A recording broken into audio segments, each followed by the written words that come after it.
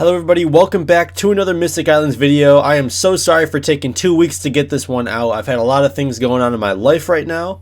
I'm trying to move out of my current home and get into a new one, and school has also been a new thing, and I got a new job. So basically a lot of things have been going on the past 2 weeks, and I haven't been able to look at the game as much as I've wanted to. So set 3 might be a bit delayed. I mean, it's still going to be towards the end of the year anyway, so that should be fine. I got time on it, but it might be a bit delayed. It'll be okay though. Today though, I have a little bit of a special video. I mean, this is a pack opening. It's not too special, but I have to give my thanks to the Watchman of the End. Shout out to him. He actually sent me enough money for 2 packs to open on the channel for you guys. So this video is pretty much brought to you by him. And before I do that, I do have to let you guys know that March just started, and I forgot to mention that March Madness is back for set 2. So the packs are available at the Game Crafter. So as you can see on the channel right here, if you click the Game Crafter link, it'll bring you right to the Game Crafter. Look up Mystic Islands, and these are all the results that you get. Now it's going to be the very last one, and it's going to say Mystic Madness right here for you guys. And yes, it is $9.99 for a booster pack, and this is because all of these cards that come in the booster pack are foil, and you get an extra rare or leader card with a better chance at a full art as well for set 2. So they are all foil, limited edition. I'm going to be letting you guys know when the sale is actually up on my Discord. So join my Discord. It is also under here. You'll see right here my website, my merchandise shop, and then the Discord. So thank you guys so much for 268 subscribers also. But obviously the main focus today is the War of the Amulet set 2 packs. I will be opening up the Mystic Madness packs. I have them coming in the mail, but the Game Crafter delayed them. You know how that goes. So let's just open these bad boys up and see what we get. We're going to go with the right one first.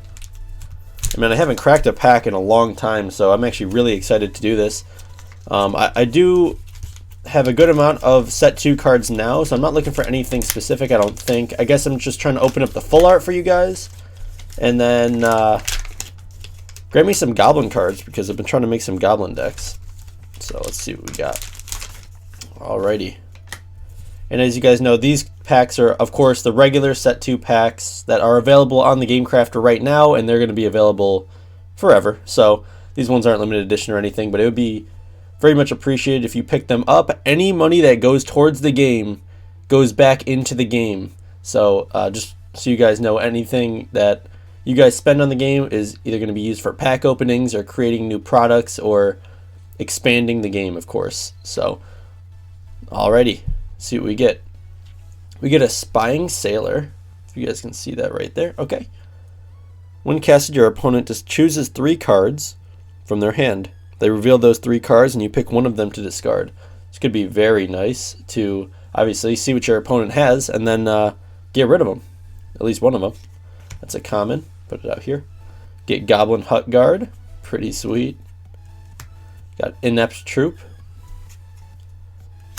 Got Backstabbing Goblin. He's a reprint from set 1. Pretty awesome card though. We get Wise Spellcaster. He's an uncommon, and he's actually pretty solid for the mages. And we get Acid Rain. I actually was kind of looking for this one. Destroy all current counters on all creature cards. This card's very, very useful against royalty. And I mean, most other factions have some type of counter system, but royalty really thrives with it. So if you can throw some Acid Rains out when it's important in that game, it's definitely going to help you out. You also get a Primary Foot Soldier. Right there. I don't know if you guys can tell, but I actually got new lighting. I think it looks a lot better already. So let me know if the colors are a little bit more vibrant and things are easier to read. You get Dwarf Boar Warrior as well. We got a Vermin. Let's go.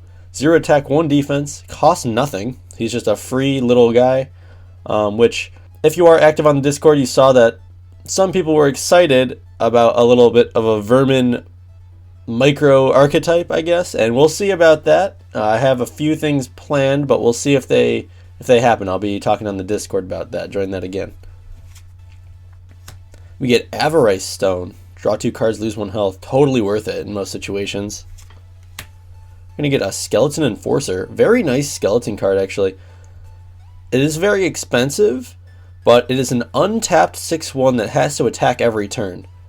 So if you are up on creature advantage and you just don't let this guy die, which it is fairly easy to kill him with 1 health, but if you keep him alive, 6 damage every swing is going to definitely hurt your opponent. So this guy could be very nice. Ooh, our first rare, we get Moonlight Knight, reprint from set 1. Now this guy is still very valuable. Only downside is when you cast him, you have to sacrifice a creature with 2 or less on your battlefield. The facts are that usually you will have one like that. And it won't be too big of a deal since you're paying 5 for a 6/6 that can't let damage through to you when someone's attacking it, and it can't be affected by ability cards, so they have to kill it straight up with a creature. So that is huge. First rare right here. We get Reserved Soldier. Pretty solid, pretty solid. Safeguarding Soul, one of the better Mage Faction cards for definitely like a control deck. We get Lost Boneman. Who doesn't like this guy?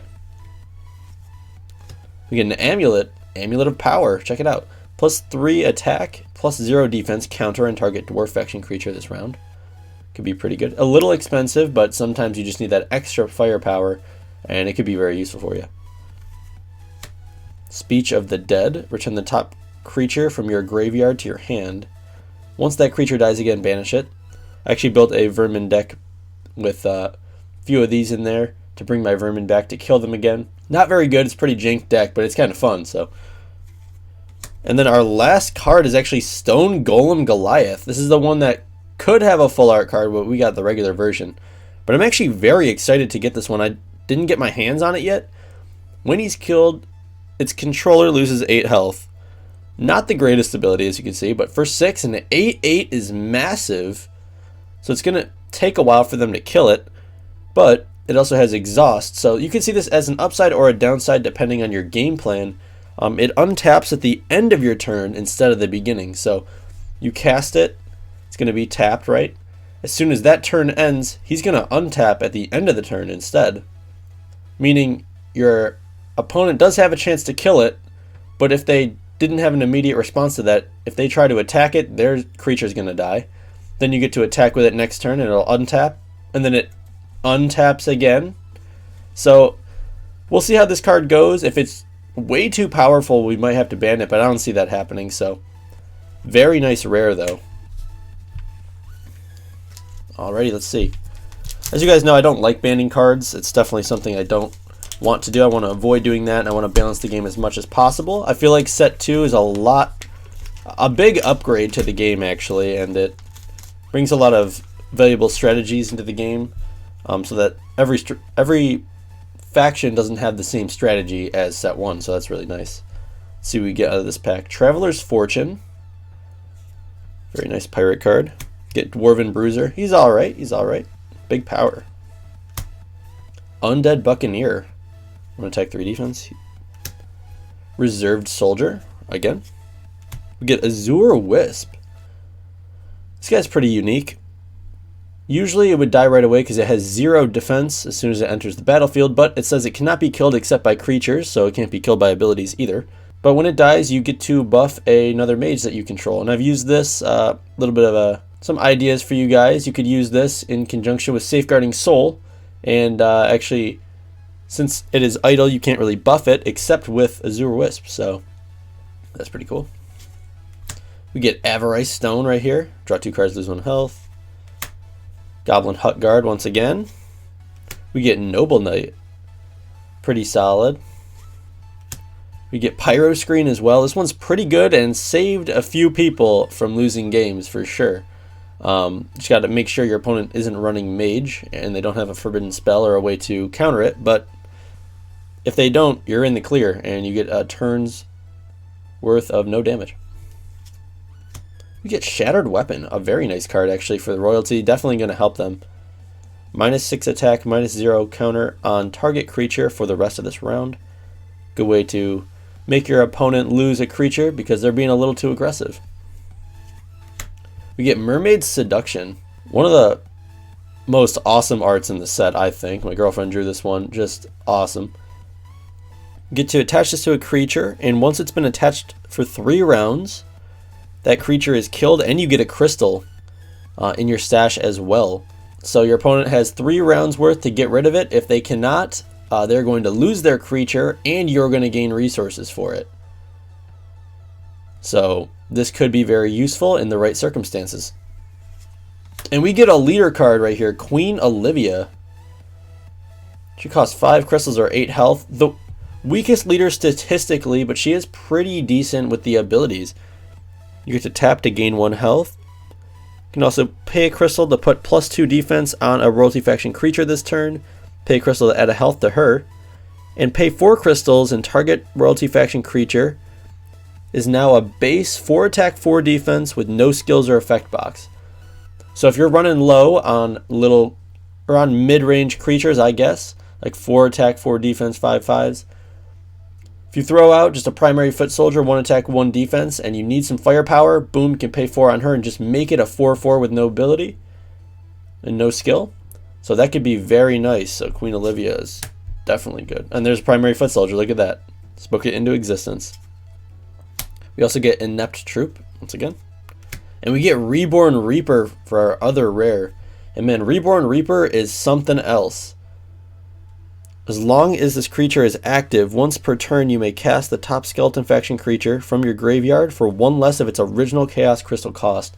This guy is absolutely insane. One of my favorite cards of the set. He just allows you to do so much with the graveyard and allows you to bring back skeletons for cheaper from the graveyard onto your battlefield, so you kind of have them in your hand as well. Only downside it is the top skeleton faction creature, but I mean, if you keep bringing them back, then eventually you'll get to the ones you want, I guess.